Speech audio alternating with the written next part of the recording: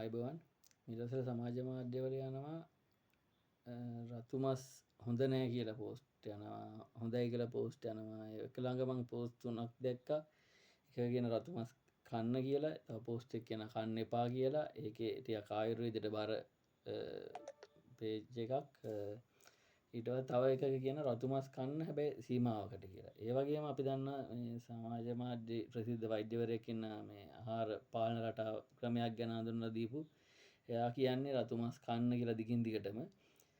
අපි ඇත්තටම ගත්තොත් කන්ෆියුස් වෙලා ඉන්නේ. කන්නේ මොනවද හොඳද නරකද ඒ ගැන ඇත්තටම කිව්වොත් අපි මම ඇවිල්ලා පෝෂණ විශේෂඥයෙක්වත් වෛද්‍යවරයෙක්වත් නෙමෙයි. හැබැයි අපි මට තේරෙන විදිහට අපි අහලා තියෙන විදිහට ඉස්සර ලංකාවේ ගෙවල් වල මස් කියලා කාලා තියෙන්නේ බීෆ් තමයි කාලා තියෙන්නේ චිකන් නෙමෙයි. චිකන් පස්සේ කාලෙක තමයි ප්‍රසිද්ධ වෙලා තියෙන ප්‍රධාන කෑමක් විදිහට මිනිස්සු ජනප්‍රිය වෙලා තියෙන්නේ. ඊට අමතරව අපි ලෝකේ ප්‍රවණතාවය ගත්තොත් ලෝකේ කියන්නේ ශක්තිමත් අතින් ගත්තොත් කියන්නේ ක්‍රීඩා කියමුකෝ අපි රගර් වගේ ක්‍රීඩා කරන ගොඩක් රටවල රතු මස් කන රටවල් පාපන්දු ක්‍රීඩා කරන රටවල් සමස්තයක් විදිහට ගත්තම දකුණු ආසියාවේ මිනිස්සුන්ගේ ශක්තිමත් බව අඩු ගතියක් තියෙන ඒ වගේ ක්‍රීඩා වලින් ඒ වගේම තමයි අපි ගත්තොත් ආයු කාලය කියන එක ගත්තොත් ජපානයේ ගොඩක් මාළු කන රටක්. ඒකට හොංකොං ඒ වගේම නැගෙනහිර ආසියාවේ රටවල් වල ඒ කියන්නේ ආයු කාලය වැඩි අධ්‍යයන ගොඩම හොංකොං ජපාන් ඒ වගේ රටවල් වල මගේ දැනුම හැටියට ඒගොල්ලෝ සාමාන්‍යයෙන් වැඩිපුර මාංශ ආහාරයට ගන්න රටවල්. අපි දන්න විදිහට ඒ වගේම තමයි සමහර කට්ටිය කියන වර්තමානයේ කියන්නේ අපේ කියන්නේ ආයු අපේක්ෂා වැඩි වෙලා තියෙන කියලා. හැබැයි මට නම් ඒක හිතෙන්නේ ආයු අපේක්ෂා වැඩි වෙලා තියෙන්නේ වෛද්‍ය විද්‍යාව දියුණුවත් එක්ක. අපිට හොඳටම අපි දන්න දෙයක් සාමාන්‍ය දැන් අවුරුදු 30 40 වගේ වෙනකොට මොන හරි බෝන ඕන රෝගයකට මිනිස්සු ගොදුරු වෙනවා.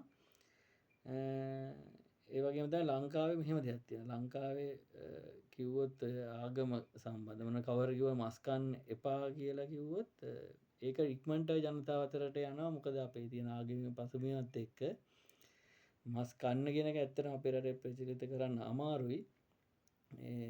ඒ වගේම තමයි ඉතින් පිටි ජාතිය කියන දැන් එක වෛද්‍යවරයෙක් කෙනෙක් 1970 ගණන් වල වගේ අපු අර ෆුඩ් පිරමීඩ් එකෙන් පස්සේ තමයි අපේ මිනිස්සු ලෙඩ වෙන්න ගත්තේ. එහෙම කතන්දරයක් එයා කියනවා. සමහරවිට ඒකත් ඇත්ත වෙන්න පුළුවන්. මොකද අපේ දැන් ඉන්න වැඩි හිටියෝන්ගේ අවුරුදු 50 60 බැනපු මිනිසුන්ට තාමත් ලෙඩ නැහැ. අපිට ලෙඩ තියෙනවා. ඒ වගේම තමයි අපිට හොඳටම දෙන දෙයක් තමයි දැන් අපි ඉස්සර හැමෝම ගමාන්සිකල වැඩ කරා ගොවිතැන් කරා ඒ ආහාර රටාව ඒ ක්‍රමේම අපිට දැන් ගැලපෙන්නේ නැහැ කියලා කොහොමත් අපිට ඒක මේ මොනවද වෛද්‍ය හරි පෝෂණ විධි දැනුමක් ඕනේ නැහැ ඒකට.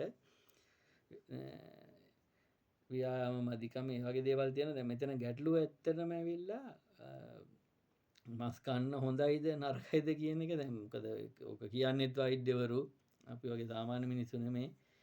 ඒ කියන්නේ එක වෛද්‍යවරයෙක් කියන හොඳයි කියනවා එක්කෙනෙක් කියන හොඳ නෑ කියලා කියනවා. තව ආයෙ දවසක එක්කෙනෙක් කියන ටිකක් කන්න කියලා කියනවා. මේ කියන ගොඩක්ම රතු මස් වල ප්‍රශ්න කියන පිළිකා එන ප්‍රශ්න තමයි කියන්නේ. මේ ඇත්තටම අපිත් මේ ගැන දැනුම තියෙන මිනිස්සු නෙමෙයි. අපිත් කන්ෆියුස් වෙලා ඉන්නේ. අපිට කියන්න තියෙන්නේ කවුරු හරි මේ ඔය ගැන දැනුමක් තියෙන ඒ කියන්නේ විශේෂඥවරු ඔක්කොම එකතු වෙලා එක මේ එක මතයකට ඇවිල්ලා එක ප්‍රකාශයක් කරන්න පුළුවන් නම් හොඳයි.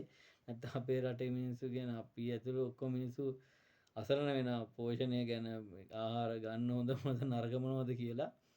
ඒ ගැනත් ඉල්ලීමක් කරන්න කැමතියි. හැමෝම එක මේ එකට එනවා නම් හරි කියන නැත්නම් ඇත්තටම මිනිස්සු කන්ෆියුස් වෙනවා. එක කියන හොඳයි කියන එක හොඳ නැහැ කියනවා.